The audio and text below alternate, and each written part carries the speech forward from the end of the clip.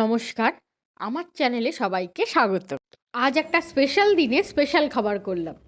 সেটা হচ্ছে স্পেশাল দিনটা অন্যরকম। করেছি আজকে ফুলকপির পরোটা, যাকে অনেকে গোবি কা পরাঠাও বলে। এখানে আমি একটা ফুলকপি এটাকে টুকরো টুকরো করে কেটে রেখেছিলাম, মানে ছোট সাইজ যে ফুলকপিগুলো ওইটা। আর এখানে মিডিয়াম সাইজের আমি নিয়েছি আলু। এখন যেহেতু শীতকাল, তাই এই ফুলকপিগুলোকে সেদ্ধ করার দরকার নেই, এটা একটু নাড়লেই নরম হয়ে যাবে। তাই ভালো করে ধুয়ে একটু তেল গরম করে ওই ফুলকপিগুলোকে দিয়ে দিন কড়াইয়ে। আর তার সঙ্গে একটু দিয়ে দিন স্বাদ মতো নুন, দিয়ে ভালো করে নাড়ুন আর চাপা দিয়ে দিয়ে নাড়ুন। দেখবেন ফুলকপিটা তাড়াতাড়ি নরম হয়ে গেছে। যখন দেখবেন ফুলকপি আর আলুটা নরম হয়ে গেছে, তখন পারলে হচ্ছে গ্যাসটা অফ করে দেবেন। দিয়ে আপনাদের কাছে যদি ম্যাশার যেগুলো থাকে সেগুলো থাকলে ভালো, নাহলে আমার মতো জুগাড়ু ব্যবস্থা একটা নিন, গ্লাস নিন, নিয়ে ওই কড়াইয়েই ভালো করে চিপে চিপে তাকে ম্যাশ করে নিন। ম্যাশ করা হয়ে গেলে ফুলকপিটা এবার গ্যাসটা জ্বালিয়ে তাতে হাফ চামচের মতো আদা বাটা, 1 চামচ জিরে গুঁড়ো, 1 চামচ ধনে গুঁড়ো দিয়ে ভালো করে ওটাকে মানে মণ্ডটা তৈরি করুন। ভালো করে ওর যে আলু বা ফুলকপির যে জলটা থাকে সেই জলটা মেরে নিন।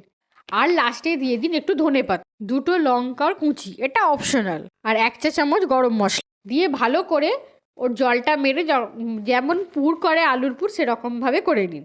বিশেষ দিনটা হচ্ছে আজ আমার মায়ের জন্মদিন।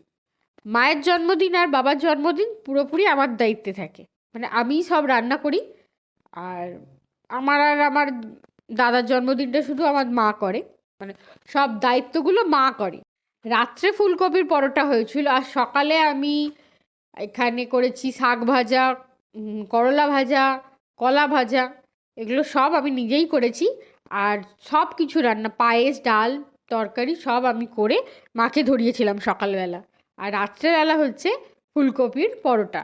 এবার ময়দার ভেতরে ওই গোল গোল করে এর পুরগুলো ভরে নিন, ভরে নিয়ে বেলে ভাজলেই হচ্ছে ফুলকপির পরোটাটা পুরোপুরি রেডি। এটার সাথে কিছু তরকারি সার্ভ করলেও করা যেতে পারত, সেটা শুকনো শুকনো কিছু, কিন্তু আমি এখানে আচার দিয়ে সার্ভ করেছি। আমার আচার দিয়ে পরোটাটা খেতে বেশি ভালো লাগে, আমার মাও খায় এরকমইভাবে।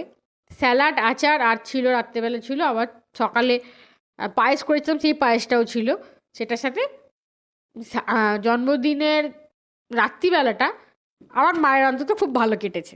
খুব তাড়াতাড়ি আরেকটা ভিডিও আসবে, কারণ আমাদের তো নিরামিষ আর আমিষ দুরকম হয়। তাই একদিন যেহেতু জন্মদিনের দিন আমি নিরামিষ করে দিয়েছি, আর একদিন আমিষের রেসিপি খুব তাড়াতাড়ি আসবে।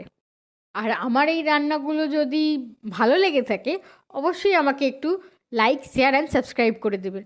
আপনারা পাশে থাকলে তবেই আমি আরও ইন্সপায়ার হব এই নতুন নতুন ভিডিও দিতে।